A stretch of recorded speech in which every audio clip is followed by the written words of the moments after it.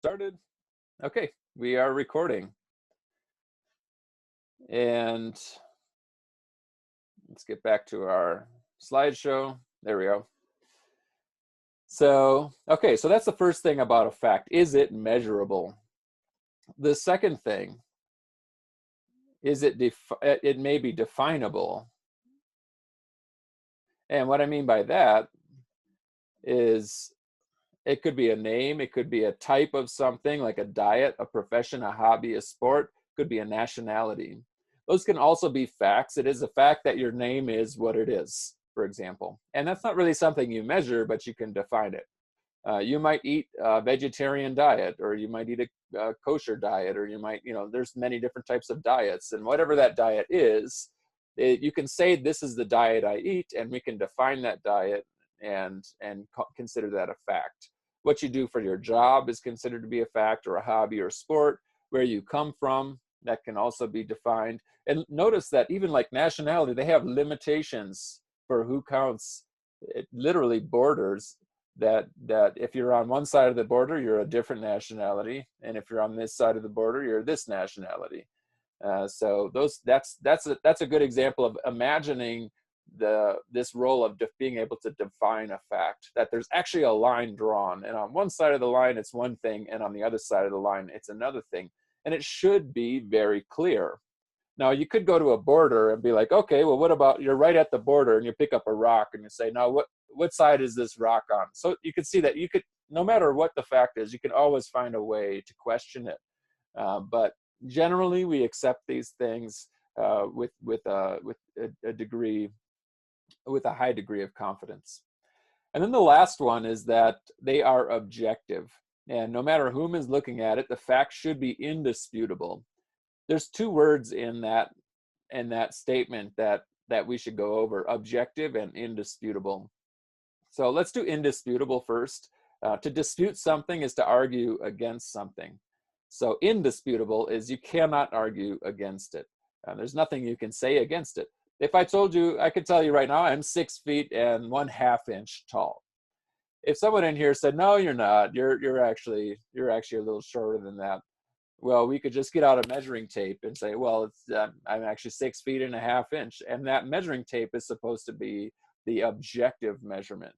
I want myself to be 6 feet and a half. Maybe I say I'm 6'2", and you say, no, you're 5'10". And then we look at the measuring tape and it says I'm 6 feet and a half. And so the measuring tape is considered to be objective because it has no vested interest, if I can use that term again. It doesn't care. A measuring tape does not care. But you might have an interest in me being shorter, and this is a strange way of going about it, but I think hopefully you get what I mean, that an individual person might have a reason for wanting some fact to be a certain way.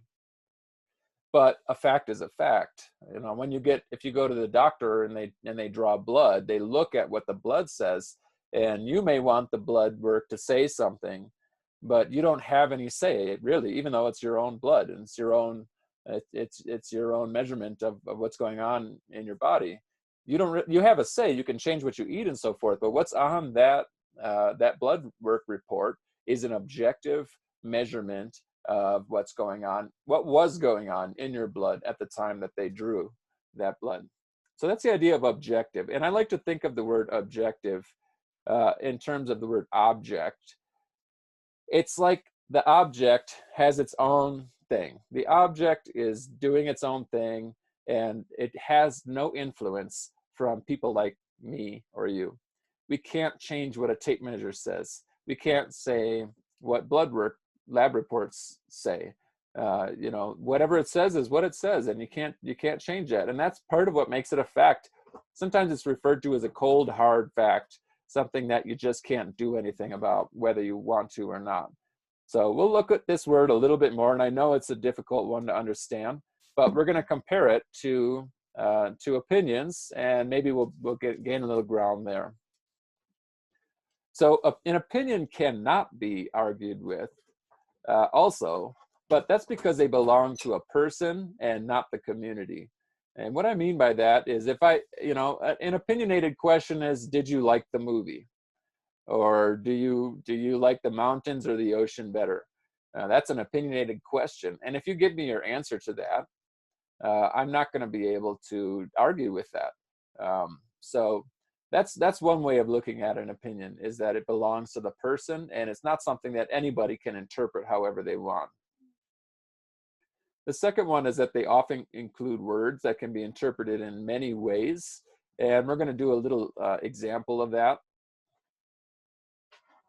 And the third one is that they are subjective, meaning that even when many people look at it, they may all see something different. If I'm rocking around here, that's because my wife's just getting settled outside. And again, we're in a trailer or like, yeah, so it's just moving a lot. So opinions, they are subjective. Even when many people look at it, they may all see something different. So you look at a movie and I say, did you like the movie? And one person says yes, and another person says no. And that's that. It belongs to you. It's your own opinion. It's your way of seeing things. So you can see that this word subjective here and this word objective here are actually pretty similar in terms of the way they're written. And the word subjective has the word subject in it, and the word objective has the word object in it. So I mentioned that objective is something that's outside of human influence. It has its own, human influence does play a role in it, but in the most ideal situation, a human's vested interests will not affect something that is objective. However, people have a lot of vested interests. They want to do well. They want to have a good job, and they're competing with other people. They want to get an A in a class and so forth. So they might see things differently. So that's where subject, if you can think of the individual thinker as the subject. Now, when you're looking at something subjectively, you're looking at it as yourself. And when you look at it as yourself, no matter how hard you try, it can be difficult sometimes to keep from trying to persuade that stuff to be a certain way. So for example, a good example actually is a referee in a game. If you have a purple team and a yellow team, and you have a referee wearing black and white, and the ball goes out of bounds, the purple team is going to say it's our ball, and the yellow team is going to say it's our ball. And that is an example of subjective thinking. They are the subjects, and they care. They care what happened to the ball. The referee is supposed to be objective. They don't care what happened. They don't have a vested interest in what happened. They just want to know the truth. In fact, a referee gets paid to find the truth. So they have a vested interest in not caring whether it was purple or yellow, only caring about what the actual truth was. So they are looking at the object, and if the ball landed out after touching purple, they're going to say it's yellow's ball. But the purple team is looking at it as a subject. They care about whether it happens. So when the referee says it's yellow ball, the purple team might get really upset about that because they are looking at it in a more subjective way. So these terms will come up again and again. They're very common terms, and they're difficult to understand. So if there's questions about that, we can address specific questions that you might have, just because they are very important terms. But for now, I'd like to give you a way to differentiate facts from opinion, and then we'll do some examples. So it's just this one way to that suggestion. It's kind of like a protocol, a step-by-step thing, and there's really only 2 steps.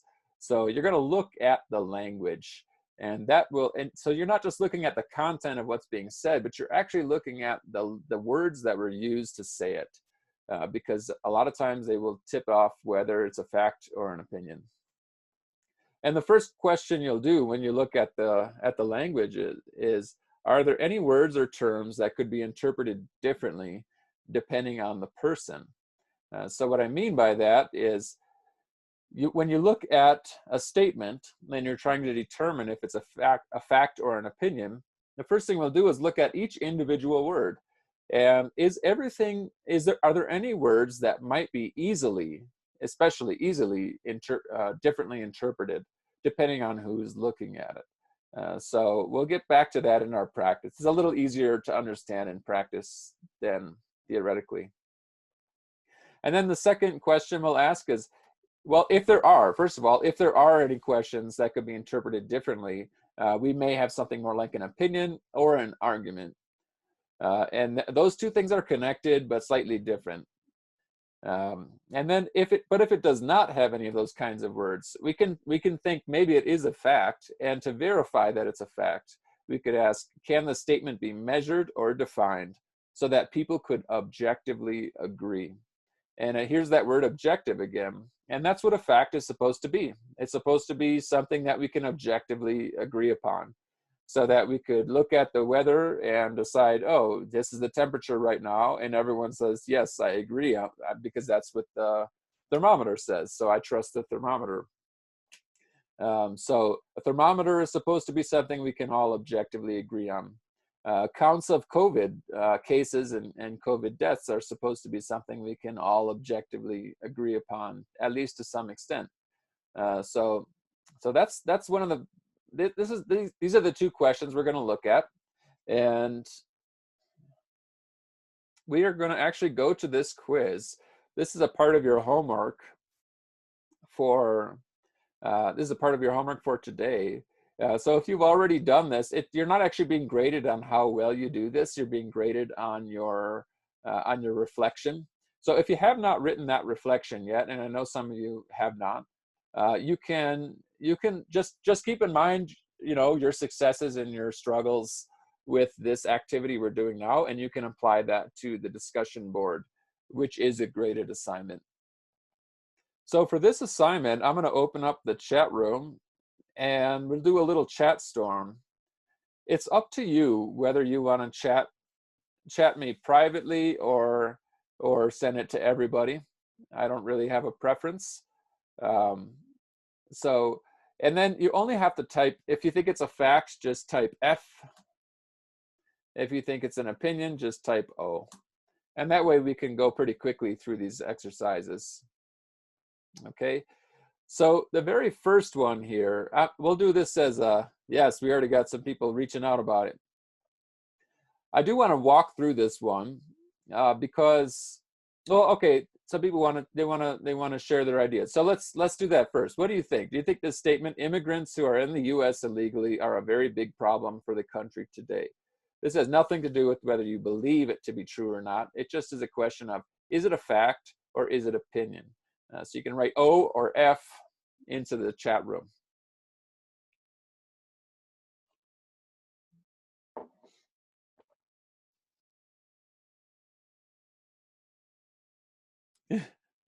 Okay, excellent. So everybody thinks it's an opinion, and that is correct. This is an opinion statement. And so why is this an opinionated statement? And I'm going to see if Huiru would be willing to share if there's, and you could even just point out a term that is not perfectly clear to everyone, that could be interpreted differently depending on different people. Huiru, do you have any thoughts on this? Why you think it's an opinion?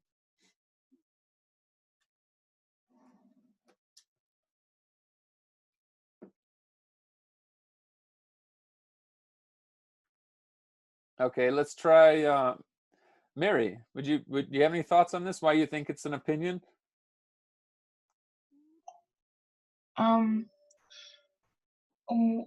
Why I think it's an opinion is because I try to look at the keywords. I think that helped me more. And one that popped off was a very big problem, and that those words feel like to me are opinion words.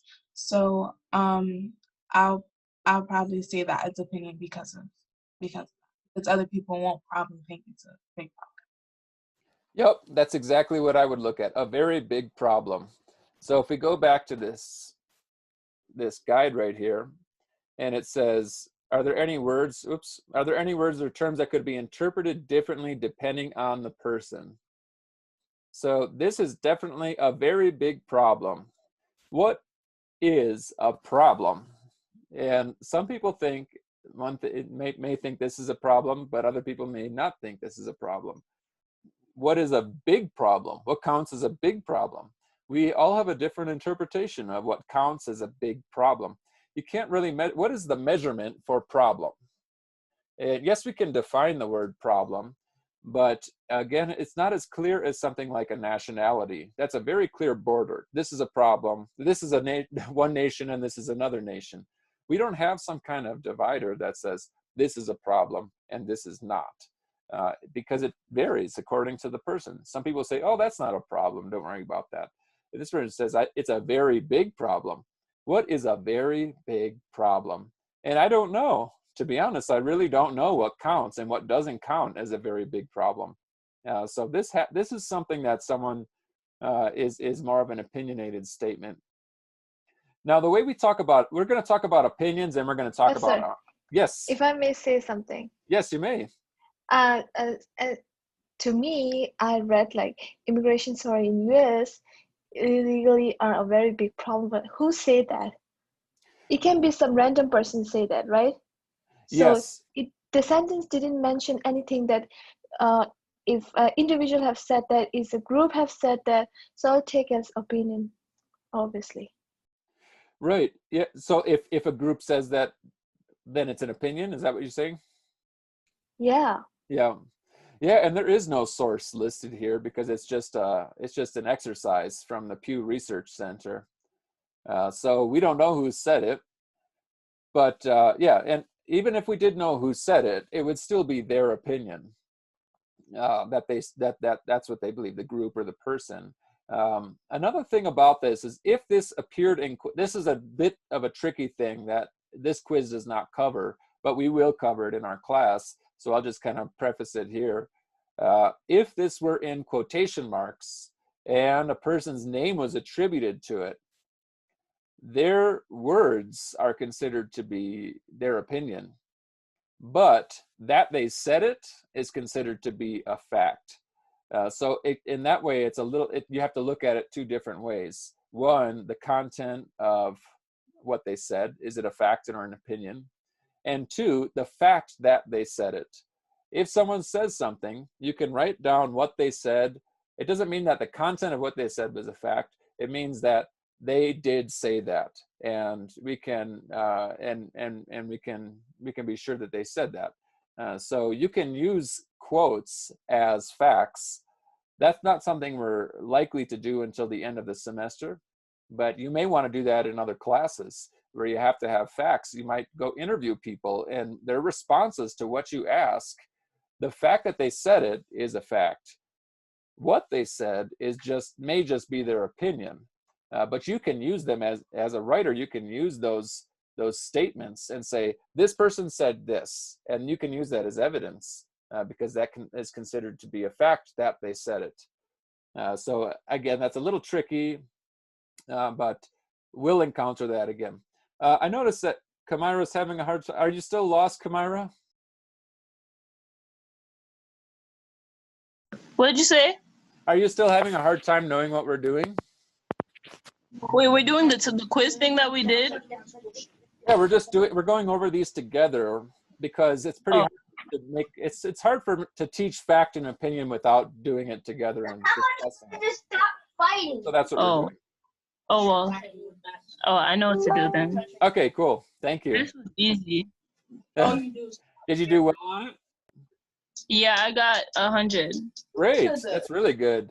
I don't know if you noticed, but let's see. Oh, it's not linked here. This quiz is part of an article. Yeah, I read the article. You did? Okay, excellent. Yeah, and most people failed this quiz. So if you did well on it, yeah, they did. And that's part of the problem with, people sometimes ask, how can a person like Donald Trump get elected? Yeah. Just do that to Bro. me. He's stuck Okay, so let's on the here. Thank you. So let's choose opinion and move on to the next one.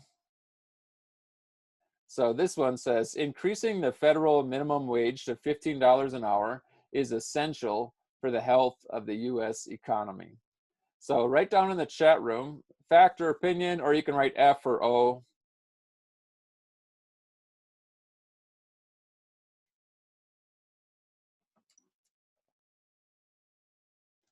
What do you think? Increasing federal minimum wage to $15 an hour is essential for the health of the U.S. economy.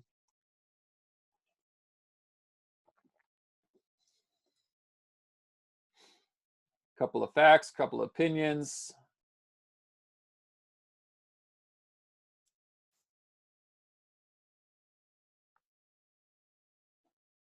Okay. And take about 30 more seconds.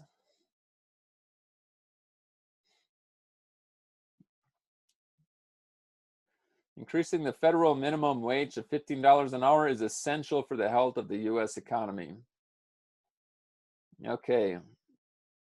And I'm going to ask, yeah, we got a lot of fact. It's a mixed bag. So as a class, we don't really know. So I'm going to ask, let's see.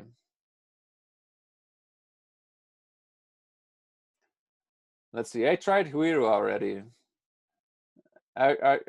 Maybe it's not a good day.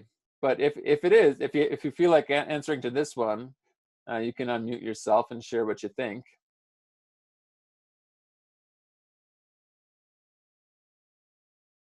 Okay, so I'm going to share that this is an opinion. I'm sharing that because we've just heard from everyone who chose opinion.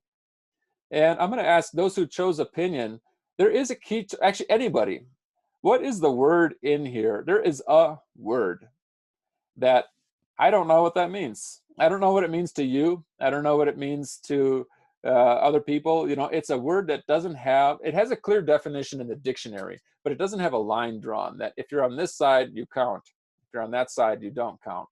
Which word is that? Does anybody know?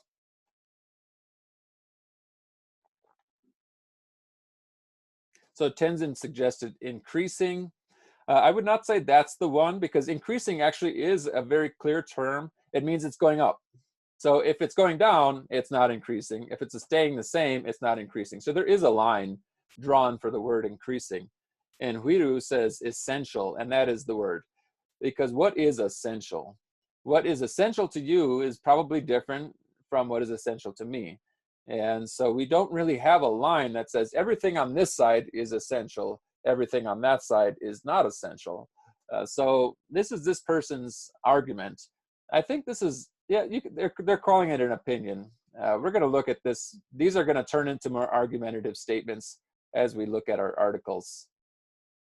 So let's take opinion. And number 3, democracy is the greatest form of government. Fact or opinion?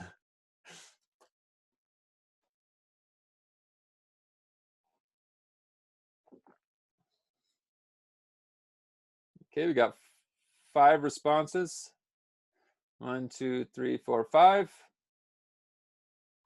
Democracy is the greatest form of government. What do you think? F or O?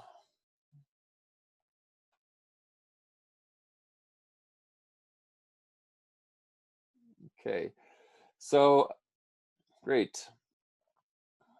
Deshoni, everybody said opinion.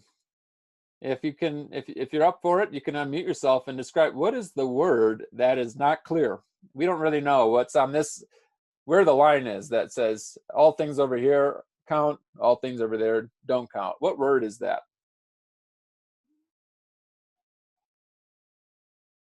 Or you can also type it into the chat room.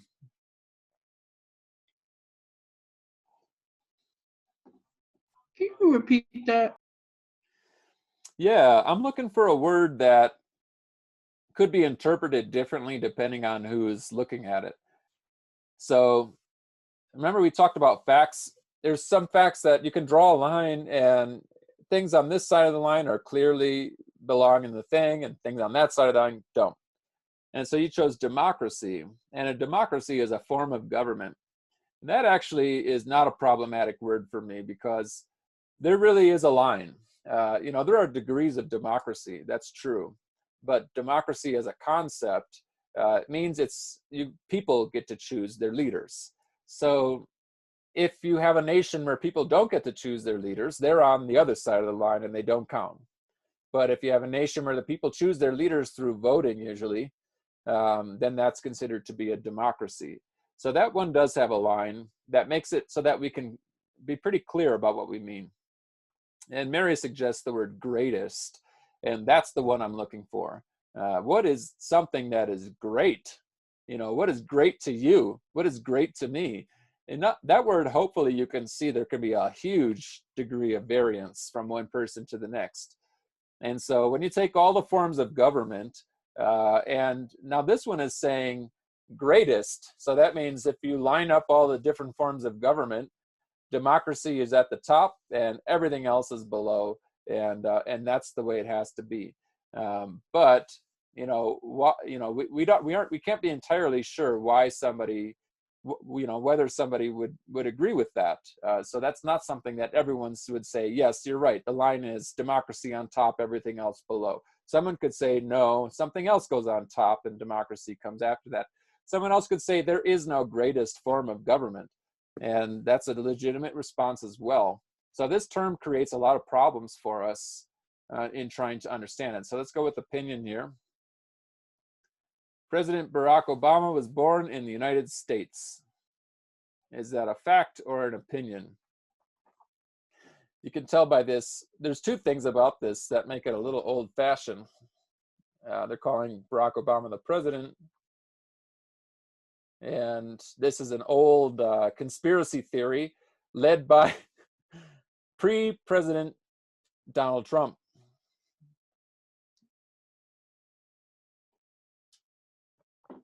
Okay, so we've got fact, opinion, fact, fact. Okay, great, excellent.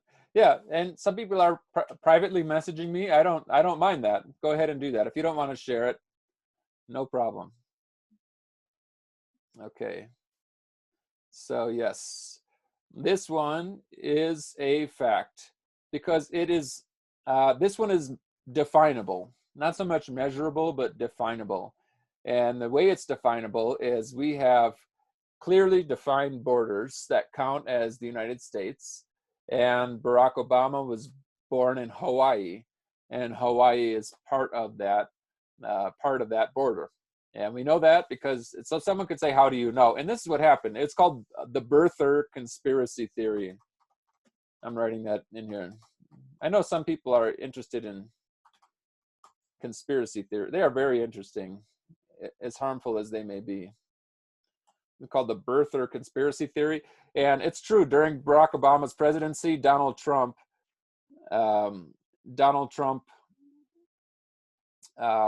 promoted the idea that Barack Obama was not born in the United States and therefore was an illegitimate president, because you have to be born in the United States to be elected president here. And then when Kamala Harris was selected as Biden's vice president, he suggested she might not be born in the United States either. I don't know if anyone senses racism in that. The two black people on the ticket over the last few years might not be Americans. Both of them were born in America. Both of them have birth certificates. Eventually, Barack Obama did release his birth certificate. So, Kamira, the answer is no to your question. But we will talk about it quite a bit. So yes, this is a factual statement. We can measure the United States. We have a certificate that proves he was born within that territory, and we know who President Barack Obama is. There's a defined person. So this is a factual statement. Government is almost always wasteful and inefficient. What do you think? Fact or opinion? Oh, we got a pup.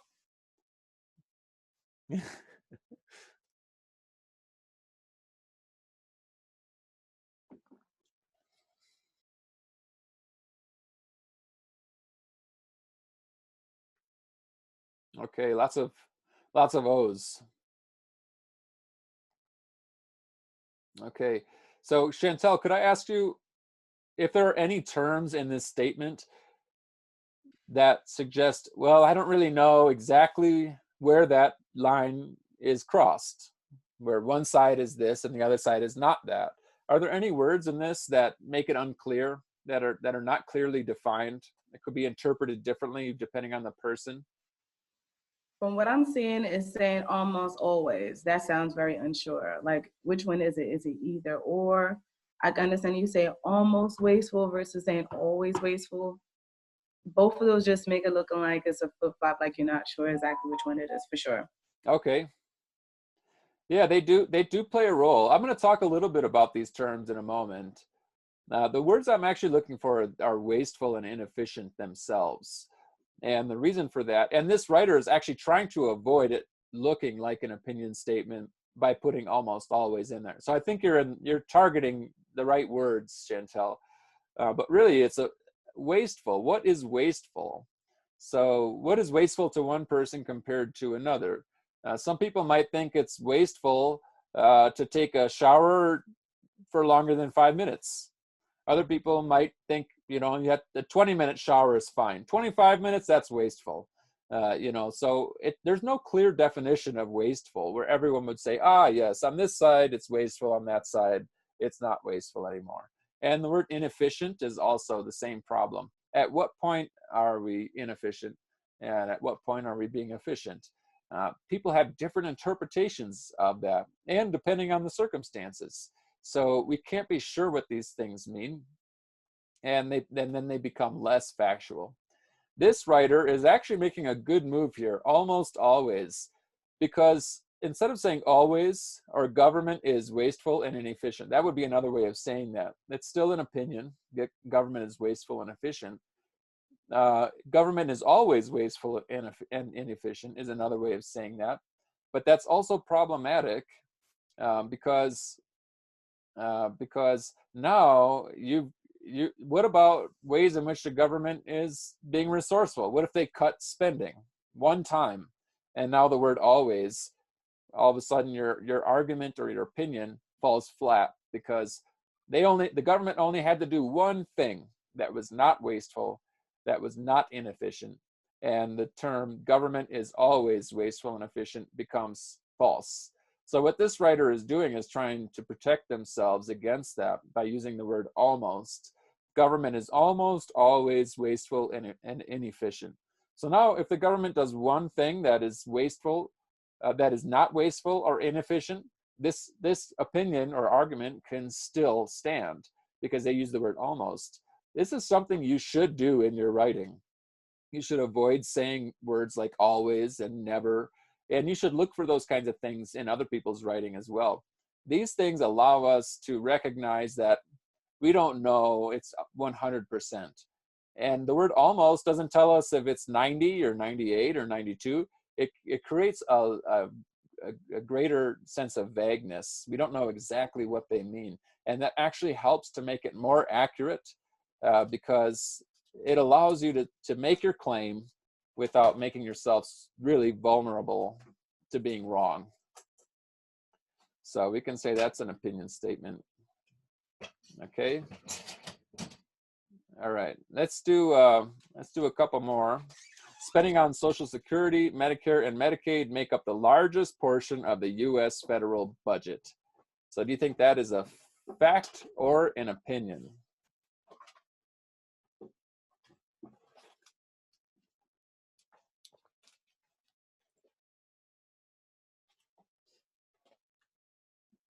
Okay, we got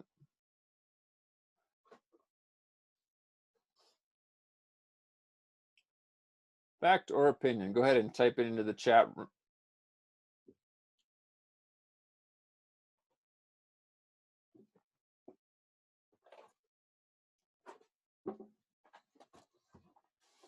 Okay. So lots of people saying fact. In fact, everybody said facts, and you're all, oh, we got an opinion. Okay. And this actually is a factual statement. And the reason is because it can be measured.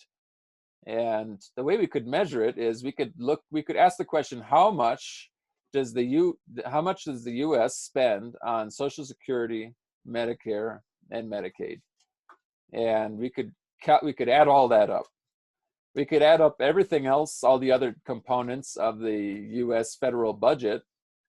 And if these three are on top, then this is true. It's a factual statement. So we do have a line because we'll have numbers. We'll know exactly how much we spent on Social Security, Medicare, and Medicaid. And so when we know that amount of money, and we also know all the other stuff that comes in the budget. So we know all that money. And now we can rank those things and say, okay, Social Security, Medicare, and Medicaid is on top. And that would make this a true factual statement. Okay. This one says, abortion should be legal in most cases. Is that a fact or an opinion?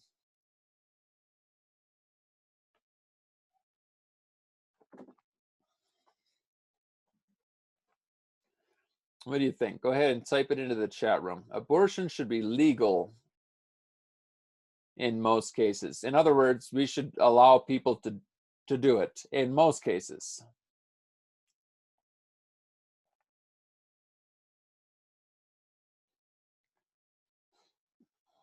Okay.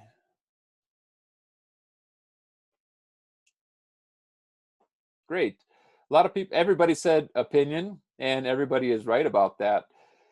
And I'm glad that you said opinion, because I know that a lot of my students tend to be in support of abortion in most cases like this.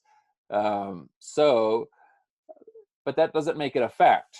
It doesn't make it a fact. Again, we have to be able to be clearly defined about what is and what is not, what should or should not be legal. And that is clearly difficult to distinguish. What should be legal? What should not be legal? We have a huge, massive, multi-billion-dollar legal system trying to decide what should be legal and what should not be legal. And it's an ongoing process that will never end. So if that's the case, then we don't really know what should be legal in most cases. They're also, notice that they're also trying to, using most cases instead of all cases is another way of trying to protect yourself from just being flat out wrong or easy to break down. So in this case, we have an opinion statement. We're kind of cruising here. I think we should just finish the last three. All right. ISIS lost a significant portion of its territory in Iraq and Syria in 2017. Fact or opinion?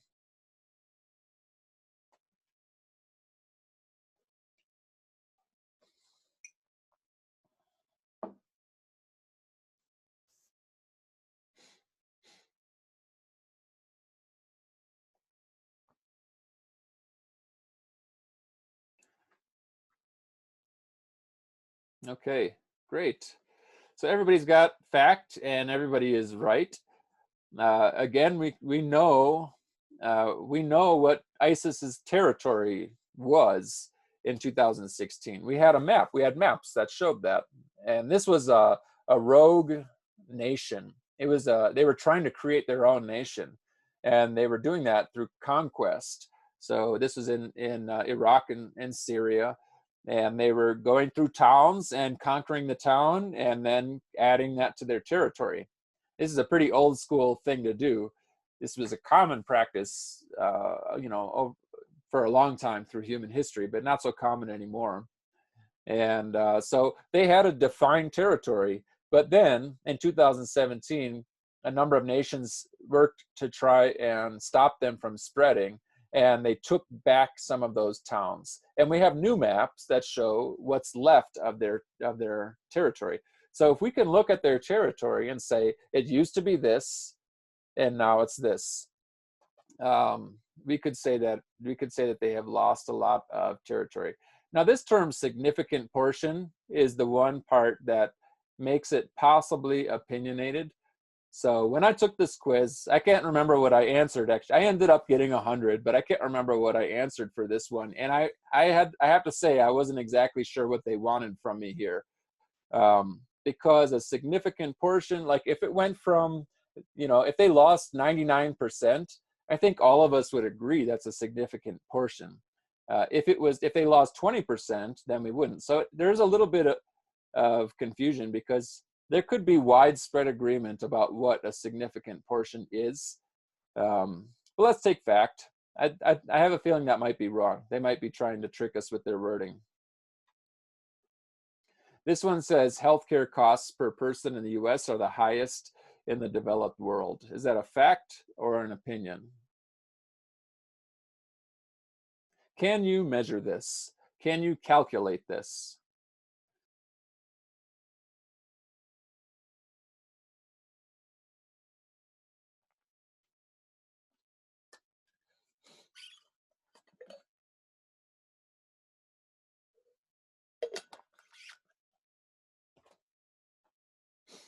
So people are a little more hesitant on this one. Is it a fact or an opinion?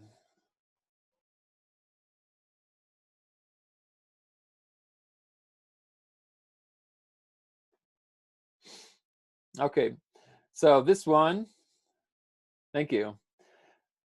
Everybody said opinion. Oh, here we go. Kamira says it's a fact. You're right, Kamira. This is a fact. Why is this a fact, Kamira?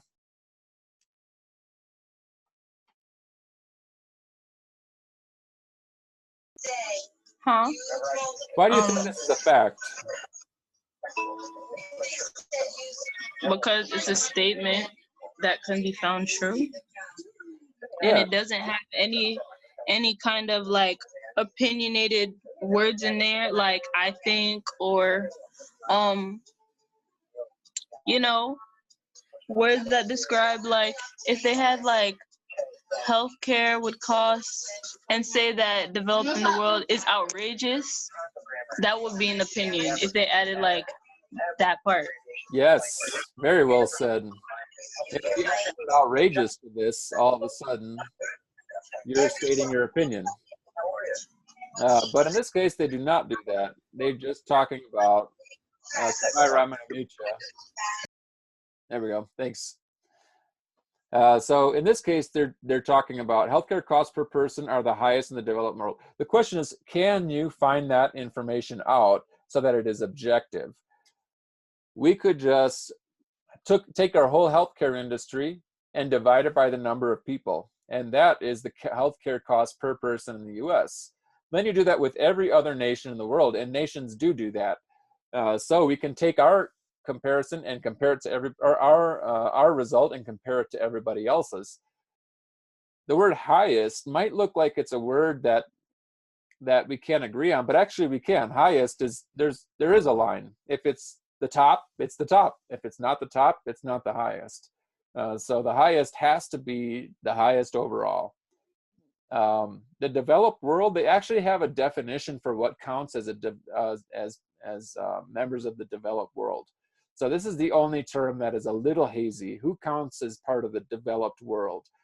But there is a definition. So if we stick to that definition, then we can say this is a factual statement. Okay, so this one, immigrants who are in the US illegally have some rights under the Constitution. Is this a fact or an opinion?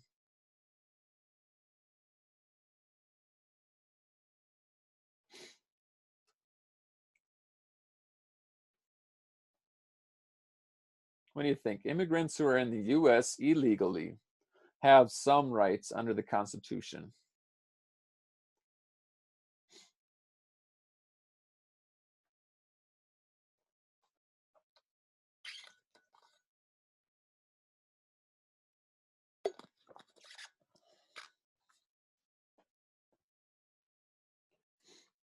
Okay, we've got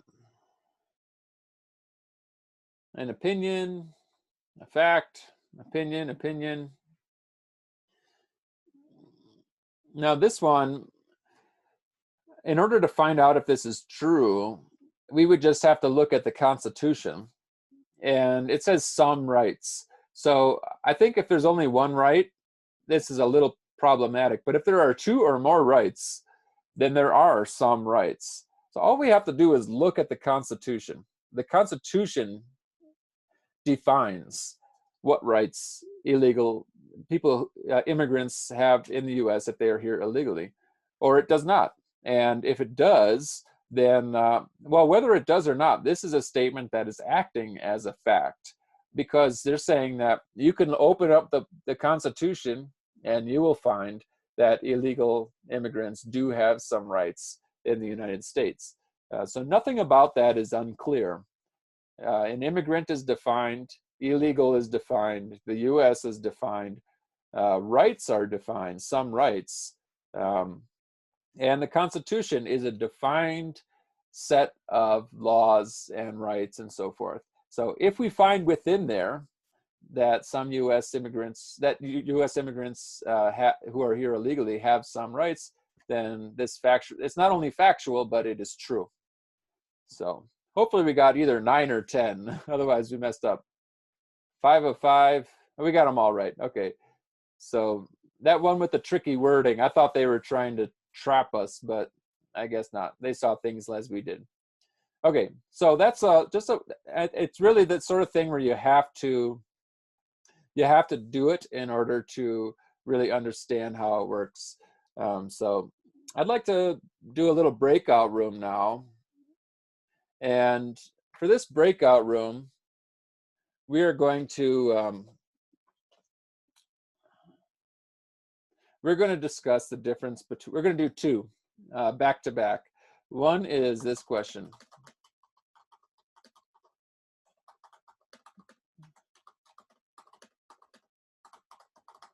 Okay. And you can, that's the question. I put it in the chat room. What is the difference between an opinion and an argument?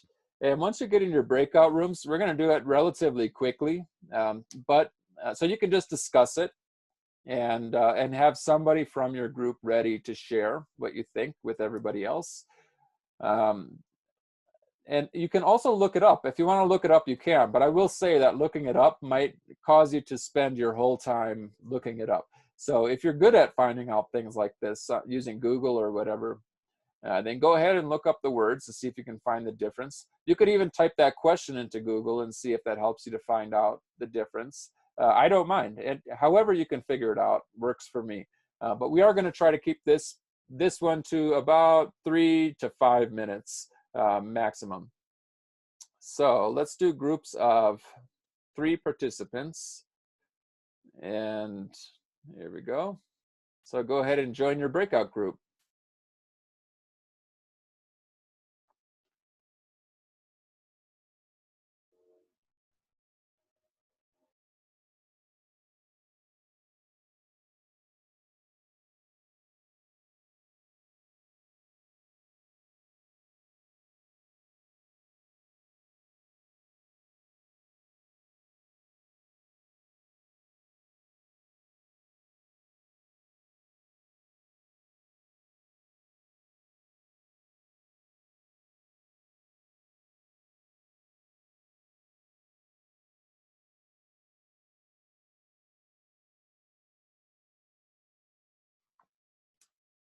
Mia, Nyson, are you folks around? And Zashoni, do you need any help joining your group? They're waiting for you.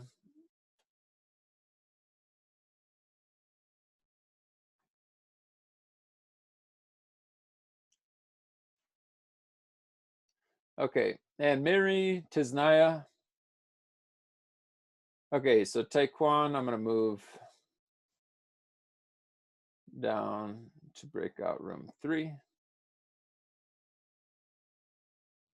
Zashoni, are you gonna join your breakout group?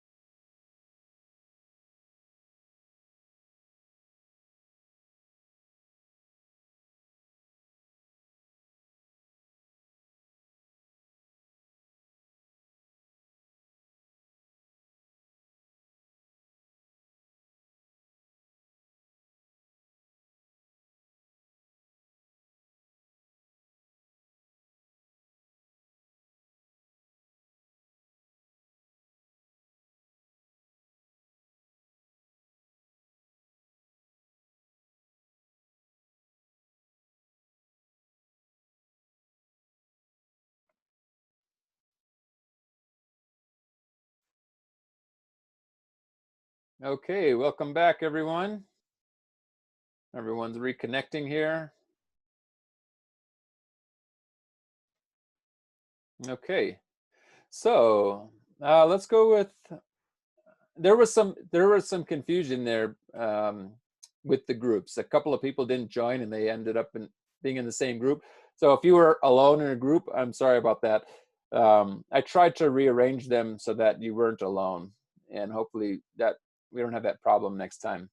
So I'm going to ask, let's see, Jennifer, would you be willing to share what your group talked about? If so, you can just unmute yourself.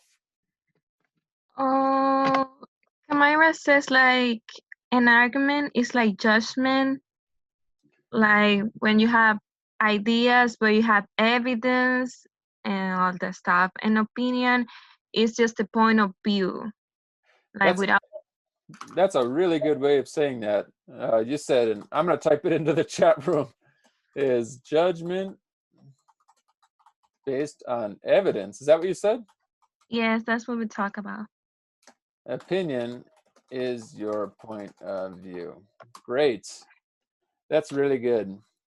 That's an excellent, that's such a good way of saying that I think we should just, we should stick with that definition for now. But I will ask if any other groups want to volunteer and add something to that or add a new way of thinking about it. You're welcome to do that. Go ahead and unmute yourself if you'd like to.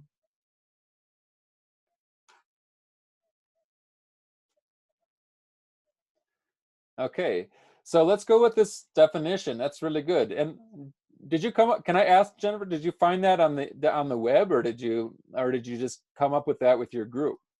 We just talk about I can. That's great. Excellent. It's really good. The words, because in so few words, you have argument is judgment. What is judgment? So to evaluate something, that's what we've been doing. We've been doing a lot of that. We've been essentially creating arguments about our sources, saying things like, can we trust this person? Yes or no? And that is our judgment. It's also our argument about that person. We've also had arguments like, can you trust this source? Yes or no, and why? And again, we have judgment. And then we wanted to base our judgment on evidence. And that's what the source evaluation was all about. You had to collect evidence about that person. That's what when you did the source evaluation for the different news networks, which were excellent. I thought a lot of those assignments were really on point. You had to find evidence first. You can't just go based on what your gut tells you. You have to go and look at the paper. You have to look at Wikipedia, maybe. You have to look at other sources and see what they say about your source. And so that's a judgment of it based on evidence. In opinion, you don't really have to necessarily bother too much with finding evidence and drawing a reasonable judgment, because in that case, you're just being asked for your point of view. What do you think about that? People will start asking you, why do you think that? And so there's a fine line between opinion and judgment. You might start with an opinion and someone might coax you into explaining yourself and providing evidence. And it might actually eventually turn your opinion into an argument. So it's important to make that distinction, because we've been talking about the difference between fact and opinion, but almost all of your articles are going to be based on arguments. And that's to say that they're going to be based on judgments that are supported by evidence. So I've got one more question for you for the breakout rooms. Argument, and let me reshuffle the breakout rooms. What is the difference between an argument and evidence? So that's the second question. What is the difference between an argument and evidence? And I'll recreate these rooms so that hopefully we don't have the same problem as last time. There we go. Okay, so here we go. And you can join your breakout group.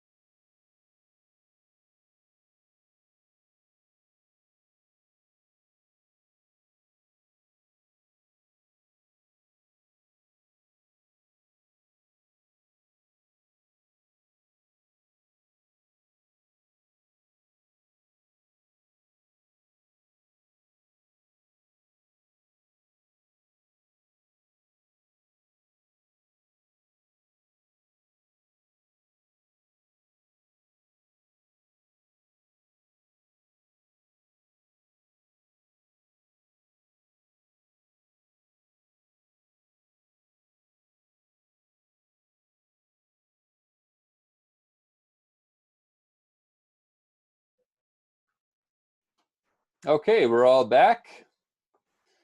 And this time I'm going to ask, let's try a different group. Well, I guess they're all different groups. Let's try some. Moriam, we haven't heard from you yet today. If you're able to, you can unmute yourself and share what your group talked about. My group didn't really, Sorry, I didn't hear you. my group didn't talk as one was outside of house, so he couldn't talk. And Taekwon, I guess he got out of the room for some reason. I see. Okay. Yeah, I did talk to Rube. He's having, okay. So let's try, let's see. Let's hear from Justin. Are you open to sharing your thoughts, what your group talked about? If so, you can unmute yourself. Okay, Tiznaya is also in that group. Tiznaya, are you open to sharing?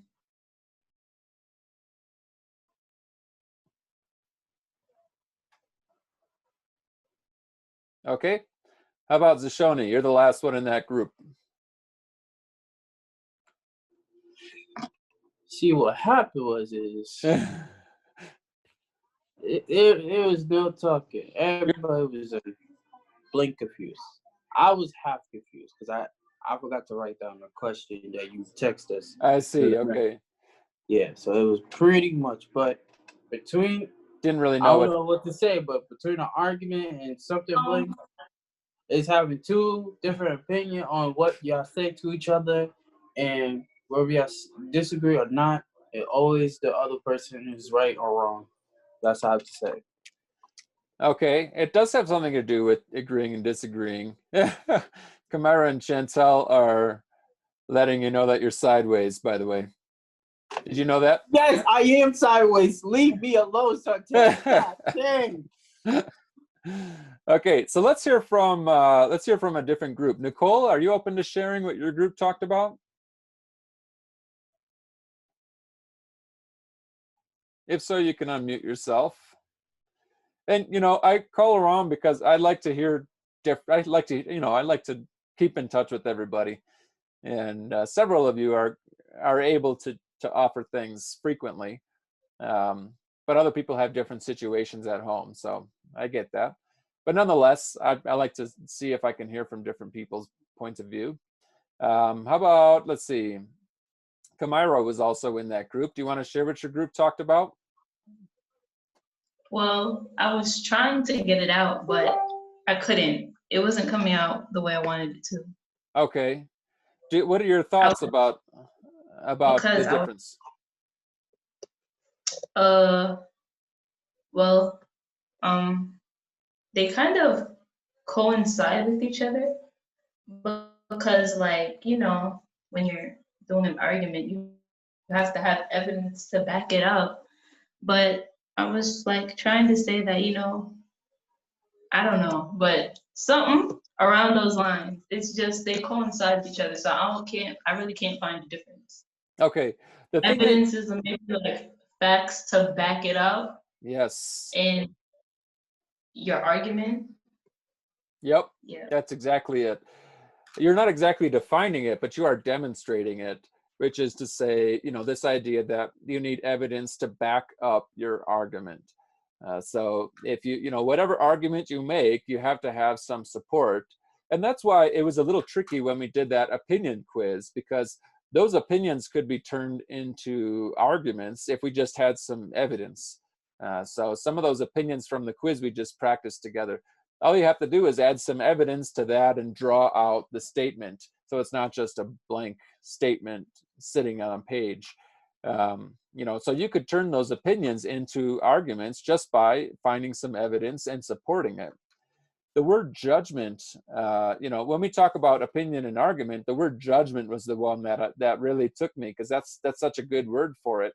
You know, opinions are not judgment based on evidence. It's more like your point of view. So now that you have an argument, it's supposed to be a judgment that is based on evidence.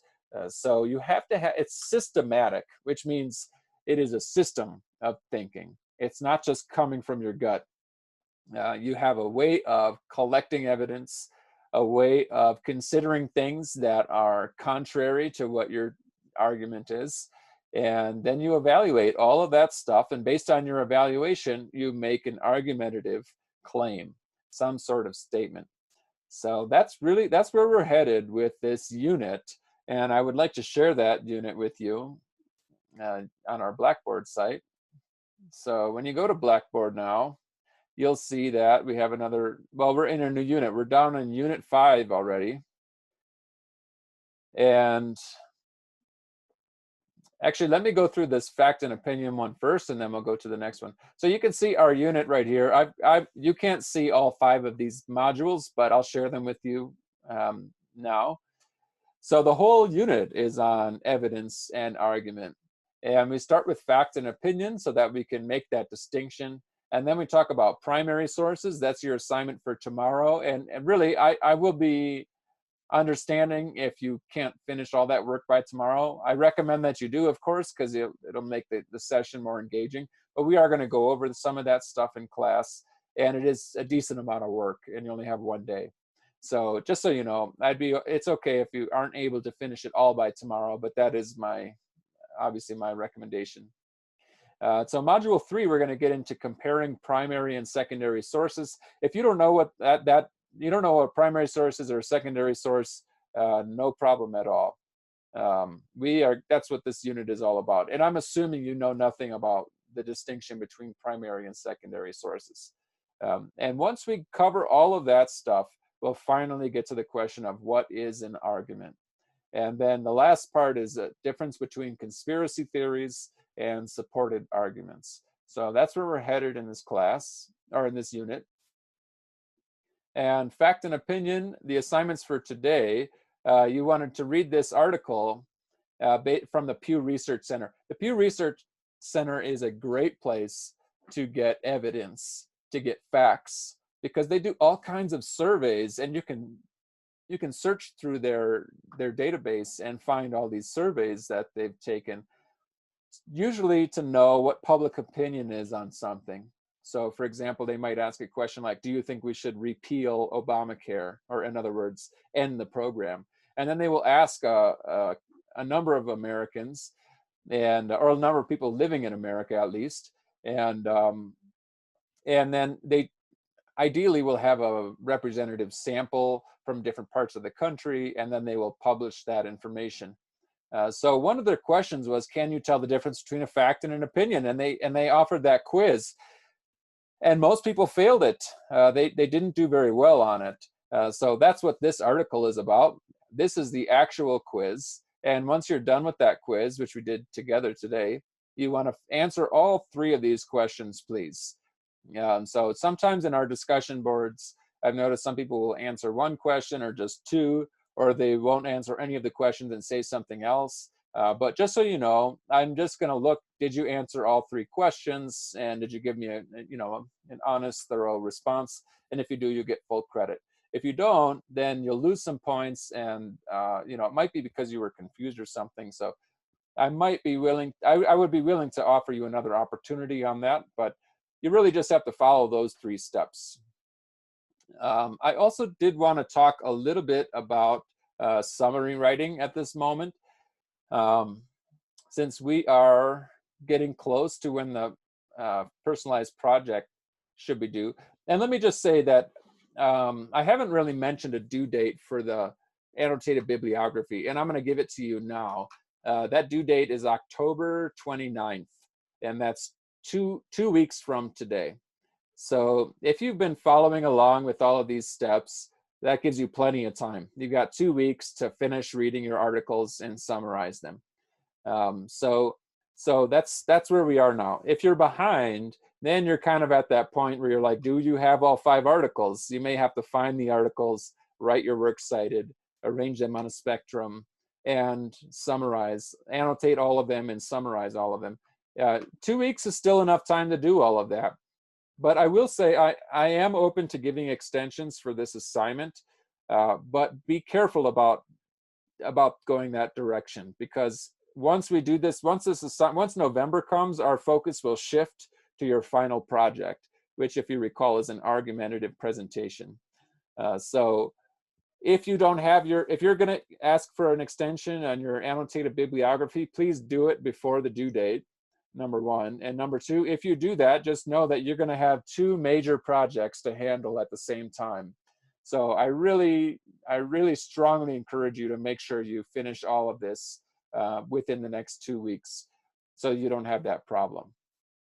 So just keep in touch with me about how you're doing, if you need help with anything, if you're struggling. But this is a little step-by-step guide for writing your summaries. And I realized I forgot to share a screen with you in our last session. I meant to share this with you. And if you want to take a screenshot of it, there's other places in our Blackboard site that show this information. But if I would suggest a screenshot, again, I think it's Shift-Command-3 if you have a Mac. Yeah, that's it. So if you have a Mac, hold Shift, then hold Command, and then press 3. If you don't have a Mac, you could take a picture with your phone, or you may know how to do it on a PC. But this is the first sentence of every summary you write. It's the title of the article, the author's name or names, depending on how many authors there are, and the main idea of the article you're summarizing. You need those 3 pieces of information, and you want them all to go into one sentence. In other words, there will only be one period with all of that information there. So I gave you a model first sentence, and it's actually, the model is simple. In title, and then you put the author's name, and the author says, and you write the main idea. And that's the formula. And you just do that for, even though that may look mundane on your annotated bibliography, I don't care. There will come a time where you want your annotated bibliographies to read more like a story rather than having the same formula again and again. But right now, that is not that time. I'd rather you get all of the pieces in there so you can get an A on this assignment. So you do need to have the title, you do need to have the author, and you do need to have the main idea of the article. If you don't have an author, just write in and then write the title by an unnamed author or unstated author. Or you could say in this article, which gives no author, somehow indicate there is no author. The main idea then is just when you read the whole thing, what is the one takeaway? And often the answer to that will be in the title of that article. Because often when you read the types of articles we're doing, oftentimes they will give you a title that is very clear about what their main idea is. If you recall the one that was how many statues must fall, for example, that doesn't tell you the main idea, but it strongly indicates what the main idea is. So after you read the whole thing, you would want to address that title by stating a main idea. Another example was, you want a Confederate monument, my body is a Confederate monument. That really the main idea is that, her body is a Confederate monument. She pretty much states it in the title, but that's not really good enough because number one, it's not in your own words. And number two, it's not exactly clear what she means by that.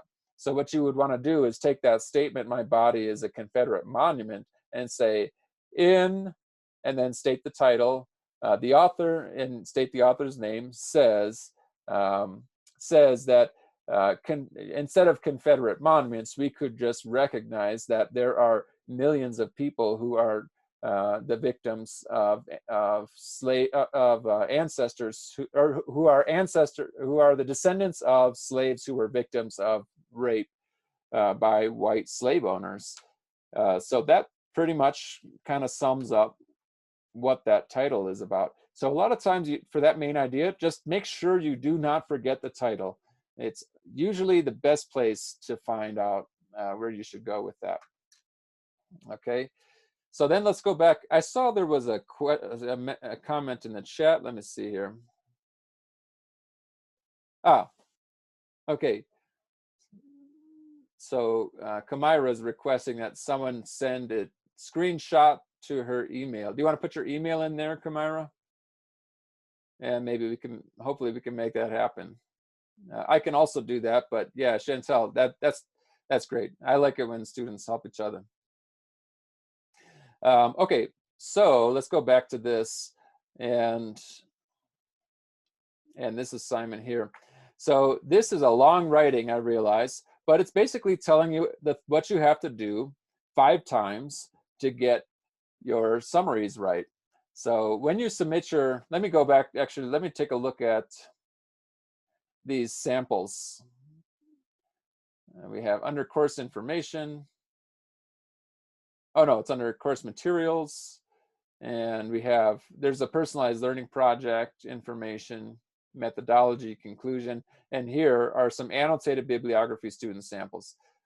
So these are not perfect, keep in mind, but they are both A's.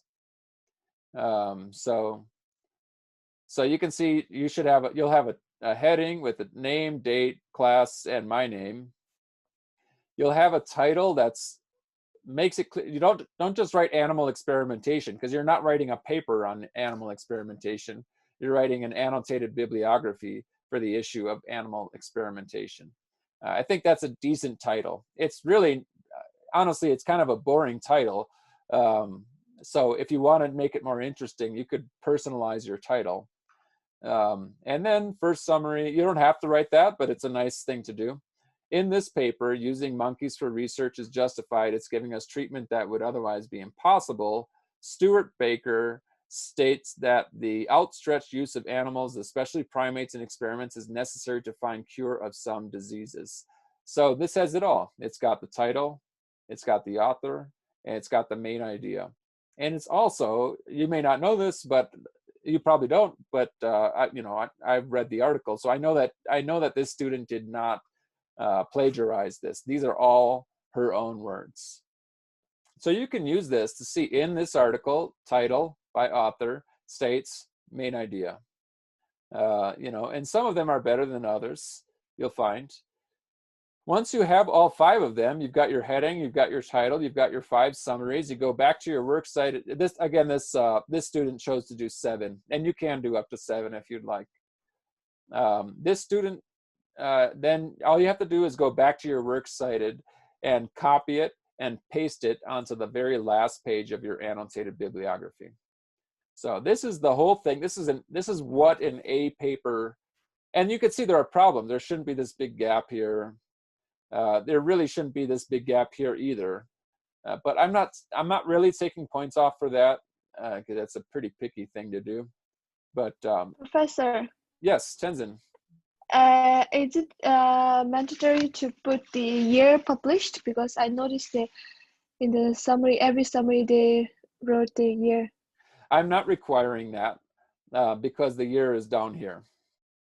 So I'll be able to go down here, and every one of these has the year that it was originally published right here. And this is accessed. So somewhere on here it will say when it was published. So you can if you want to, but you're not required to. Okay, so that's what we've got. You got 2 weeks to submit something that looks like this. There is a second example here. I have a question. Yes, Kamira. I started my summaries as a PowerPoint. I was supposed to do it as like this. Yep. Yeah, you're gonna do a PowerPoint for your final presentation, but this assignment should be on Microsoft Word, or ideally Microsoft Word, or you could do a PDF. I can still comment. You can also do Pages. I think that would work as well. So, or Google Docs if you can get that to upload to Blackboard. So, but definitely not a slideshow. So just copy and paste what you wrote into a document. You can see this one looks a little more attractive because it doesn't have random spaces all over, but it has the heading, it has the title. This is not a good title, to be honest with you. It's just your topic. It's boring, and it sounds like I'm being mean about it, but take the time. That's what for all of your writing. Don't use a boring title. Use an interesting title. If you go look at the newspapers, they use very interesting titles to draw you in. Artificial intelligence is just a topic. So try to find a title that is interesting, that's related. But I do like this formatting. So according to the article, title by author, and then main idea, written in the student's own words. And this one does not clearly say summary 1, summary 2, but it's obvious because each one is a new paragraph. So you can do it that way as well. So this is a very good, this was a, I think the student got 99 or maybe 100 on this. She did very well. And then the works cited, look at that. That's a beautiful works cited. Everything is alphabetized. She didn't highlight or embolden works cited. This is hanging indent. If you have something like this already, all you have to do is copy and paste it as the very last page into your annotated bibliography.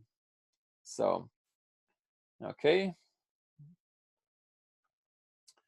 So that's where we are. And then that's why I do recommend that you take the time to read the summary assignment that is included with this module, module 1, the one we're talking about today. Begin writing your summaries for the PLP. So you got 2 weeks, and you can use this to guide your summary writing. You can also use those samples, of course. So we've got a little more than 5 minutes. I wanted to share with you module 2. This is the one that's technically for tomorrow's class, but again, we're going to work on a little in tomorrow's class. And you know, if you're not able to finish it by tomorrow, just get it in by Monday next week. But there will be another assignment coming out tomorrow as well, so you'll have to manage both of them over the weekend. So this one starts with an article. It's really short, actually. So just read these paragraphs and then click on this to learn what a primary source is. And we will talk about it in class. The second assignment is to, and actually I'm going to reverse these things. Make a list of the 12 pieces of primary evidence that come from the film into the abyss. So again, you may not know what primary evidence is, but you should read this to find out what it is. And we're also going to take a look at it in just a moment. And then the last thing here is find primary sources on opposing viewpoints in context. It says once you've investigated, decide if you want to use it in your personalized learning project. If you want, you can follow those guidelines. So basically, at this point, if you want, you can start incorporating primary source material into your personalized learning project. It's most likely going to benefit you for your final project. And just to briefly describe it, primary source material is material that has not been analyzed by anyone. It's just there. So for example, we talked about the debate between Trump and Biden. If you read a review of that debate, you were reading a secondary source. Somebody else watched it and then told you what they saw. So as you can, as you can imagine, that's a more difficult one to trust because you have to trust the person who saw it and summarized it. The other way of going about it is to watch that yourself. And if you watch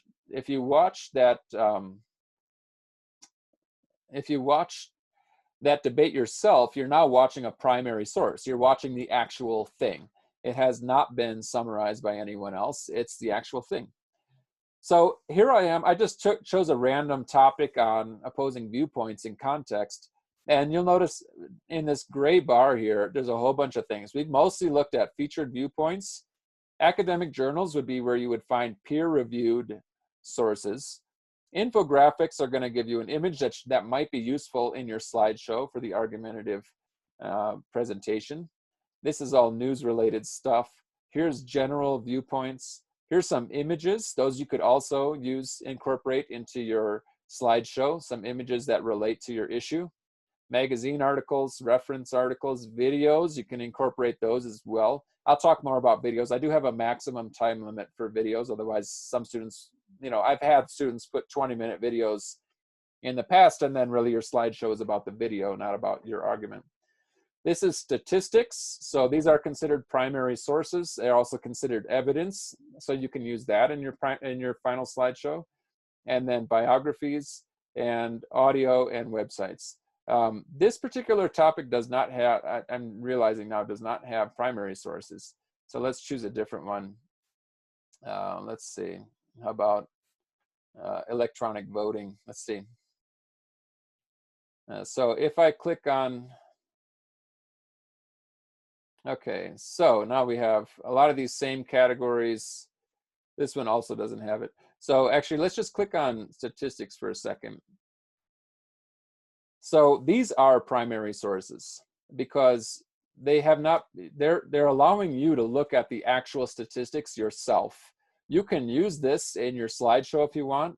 I can copy it right here. And then when you get to your slideshow, you can paste that image into there. The benefit of primary sources is they add a lot of life. Otherwise, you are talking about someone else talking about something else. That's what we're doing mostly, actually. And that's just the nature of how that goes. But if you want to add more in your annotated bibliography, that's perfectly fine. But for your final project, you may want to add some life in it and take away that person in the middle and show people actual statistics. Show people actual photographs. Photographs are also considered to be primary evidence. You can show people video. Video can be primary evidence, but it can also not be primary evidence. Video that is not primary evidence would be something like a news report. Then it's the news reporter telling you what they saw. So you have to trust that news reporter instead of going to your own sources yourself. So we only have a couple of minutes left, but I'm going to show you just a little bit of this film. You only have to watch the first 40 minutes, but really you just have to complete this assignment. Find 12 pieces of primary evidence from the video. And I do want to say this is one of my favorite filmmakers, Werner Herzog. I'll briefly introduce him. This is Werner Herzog. He's a German filmmaker. He did a film with Tom Cruise.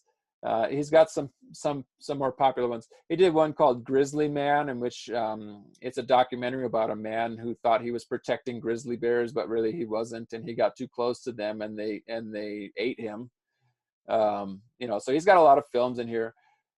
He really is on a mission to try and make people better and to try and understand why we are so violent. And so this film, Into the Abyss, he did an interview with a man. This man went into a woman's home. He wanted to steal her car, and he murdered her to get her car. And then he also murdered her son. And so he was sent to death row. He actually has been executed by the state of Texas at this point. He was executed, I think, a week after this footage, which is really sad for me. So Werner Herzog does not believe that the death penalty is a good thing. He thinks the state should not be killing people, no matter what the reason. Just keep them in prison if they're dangerous. So he did this documentary. You don't have to. The whole thing is available on YouTube. You can see it's an hour and 47 minutes long. The assignment's to watch the first 40 minutes and to find 12 pieces of evidence. Now let me show you some. This is primary evidence right here, because Werner Herzog is not actually asking you to trust him with regard to what he discussed with this inmate. Instead, he's just showing you the videotape of his conversation with this man, Jason Burkett. Notice also that he will put these little things on here that present facts from that time period. At the time of a triple homicide, oh yeah, that's right, he killed 3 people altogether. He and a co-defendant were teenagers, and this is Perry, and Perry is now 28 years old. So that's a statement of, these are all statements of fact. But then he also shows you footage from the police. The police gave him footage of when they went into the house for the first time. And I can roll that for you for just a minute so you can see what primary source material looks like. You don't have to read the newspaper report that there was blood on the walls because Herzog is just allowing you. The police department gave this footage to Herzog, and Herzog is giving this footage to us. And he is narrating this, so you'll hear him talk about it. You see there's a shelf. That's evidence. It's a primary source material, is showing you the actual evidence that they collected. He's also adding more information that, for example, it's days since the murder and the television was never turned off and the lights were never turned off. So as you watch this, you just need to collect 12 pieces of evidence. Already we saw blood under the rug. That's one piece of evidence. We saw blood on the walls. That's another piece of evidence. We saw a shotgun cartridge. That's a third piece of evidence. We see an open cookbook. It's really eerie because she was in the process of baking cookies. And you can see when she was murdered, she was mixing cookies together. All of that is considered to be primary, or it's considered to be evidence. So you just need to find 12. We've already found 6 pieces of evidence, so we're already halfway there. If you want to watch this whole documentary, it's really magnificent, and he's a wonderful filmmaker. Okay, so are there any questions about what to do for tomorrow? Oh, the video is called Into the Abyss. An abyss is a place where, an abyss, I guess there's a lot of different definitions of an abyss, but a literal abyss is like something that it's like a bottomless pit of despair. And you just go down, down, down, down, down. And in this case, he's using it as a metaphor to talk about people who are on death row. Okay, so I see that there is a question, so I will stick around. If you don't have any questions, then I hope you enjoy your Wednesday and check out. I hope you have time to watch that whole film. I really do. He's a magnificent filmmaker, and if you like it, I've watched most of his films, so I'd be happy to tell you where to go next. Otherwise, so if that's the case, then I'll see you on Thursday. If you have questions, just stick around, and I'm happy to answer questions. Take care, everybody.